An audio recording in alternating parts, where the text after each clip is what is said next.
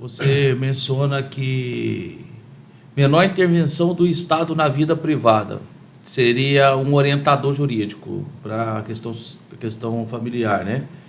Todavia, a gente observa que a sociedade cada vez tende a modificar numa velocidade maior. Hoje já existe, na verdade, trisal, quadrisal, sim, pessoas com, nem sei se existe a palavra, né? Quinquisal, ou seja, existe vários tipos de relacionamento. Esses relacionamentos, e agora, como que eles ficam amparados na questão legal?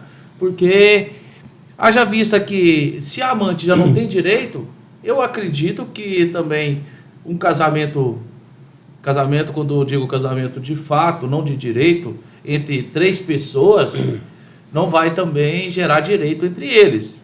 Como ficaria essa questão? Porque a gente percebe que, como se tornando comum isso, essas 3 pessoas, com 4, 5, 6 pessoas, eu não sei, cada um tem direito de fazer a escolha dos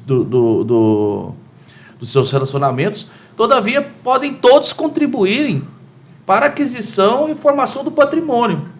Existe aí, Paulo, uma questão técnica. O direito brasileiro, ele tem um sistema culturalmente monogâmico. Nós não temos uma regra posta dizendo que o casamento é monogâmico. Expressamente, o casamento é monogâmico. Não tem isso. Mas nós temos outras regras que nos encaminham para essa monogamia. Por exemplo, o Código diz que é dever do casal a fidelidade recíproca. O Código diz, por exemplo, que o casamento se realiza quando 2 pessoas manifestam essa vontade perante um juiz. E não fala em 3, e não fala em 4. Eu não estou aqui querendo parecer que eu seja um cara ultraconservador, retrógrado. Não, não é isso. Mas eu estou aqui falando o que tecnicamente a gente diz. Então, eu posso ter um casamento de 3? Não. Porque a lei diz que o casamento é entre 2 pessoas.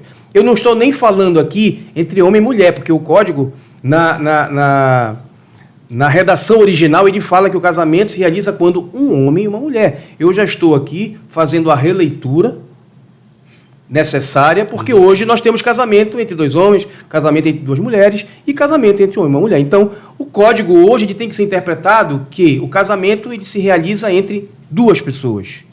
Entendeu agora? No 3. A própria terceira turma do STJ já também decidiu que é inadmissível, não é reconhecido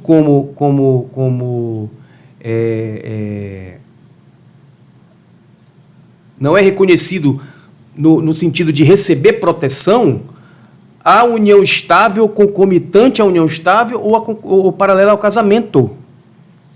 A regra é essa. Cláudio, mas nós sabemos que existem...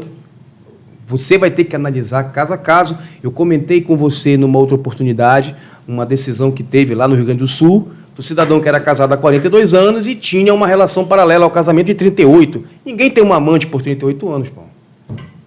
E o tribunal reconheceu isso. O cara, e vou aqui usar as expressões do relator da decisão, o cara heroicamente tinha 2 núcleos familiares. O cara heroicamente tinha 2 famílias. Agora, como é que é esse reconhecimento? Tiveram que ir ali estudar as vicissitudes, né? Os meandros nesse caso.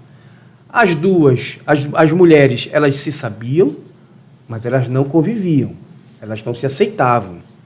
Mas os filhos de ambas as relações, os filhos do casamento, os filhos matrimoniais e os filhos da união estável, que são filhos, porque a nossa Constituição ela não permite tratamento discriminatório para filho. Filho é filho, independente da forma como ele é gerado.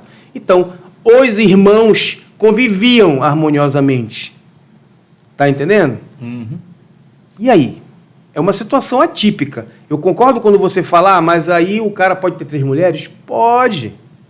Doutora Maria Berenice Dias, que é nossa companheira do IBDFAN, é a maior defensora dessa liberdade. Você pode ter quantas mulheres você quiser. Por quê? Porque o problema é seu. É a menor intervenção do Estado na sua vida privada. Agora, como é que vai ser isso lá na frente?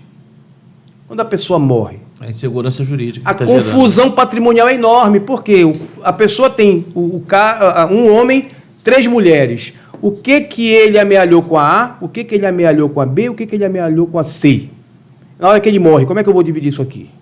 Porque, eu vou dividir um certo imóvel, aí a B vai dizer, não, mas espera lá, mas eu ajudei a manutenção desse imóvel também, eu tenho direito. Vai dar confusão, pai.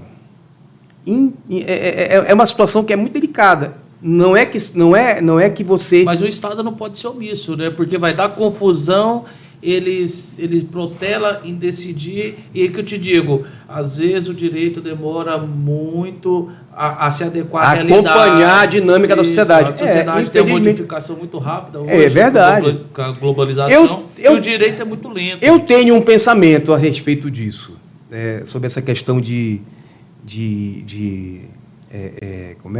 dos núcleos familiares com vários cônjuges. Por exemplo, um homem com 3 mulheres, uma mulher com 3 homens, porque os direitos são iguais.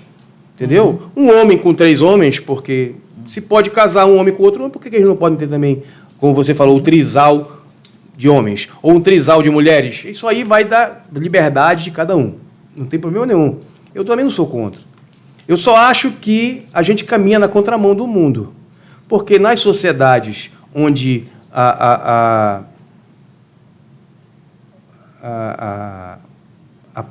o pluriparcerismo, né, ele é culturalmente aceito, principalmente nas sociedades islâmicas, onde você vê aqueles haréns, um cara com 10, 15, 20 mulheres, não é verdade? O homem médio nesses países tem reduzido a quantidade de mulheres. Por quê? Porque o calibre financeiro dele não está mais, né? não tá mais conseguindo.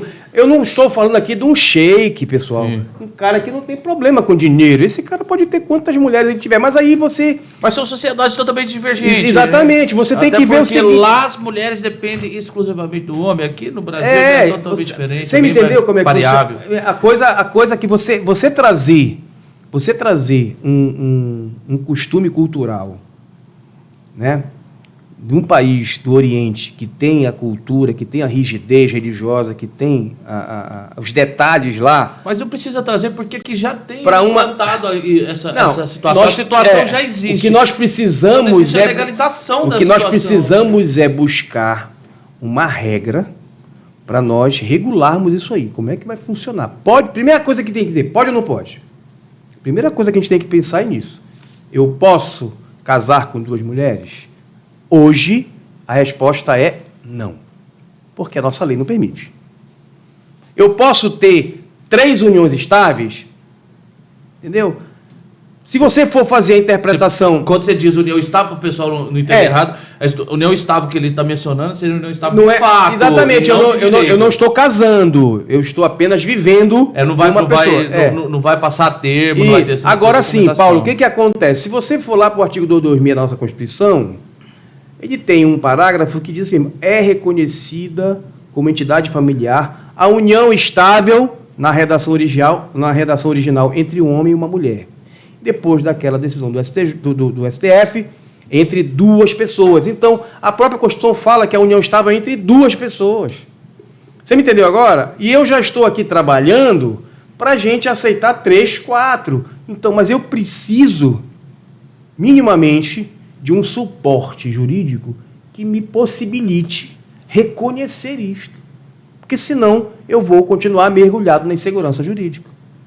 Entendeu agora? O nosso código, no artigo 1723, diz que a união estável é entre 2 pessoas.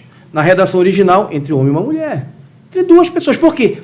Porque a união estável, pessoal, ela é como se fosse assim...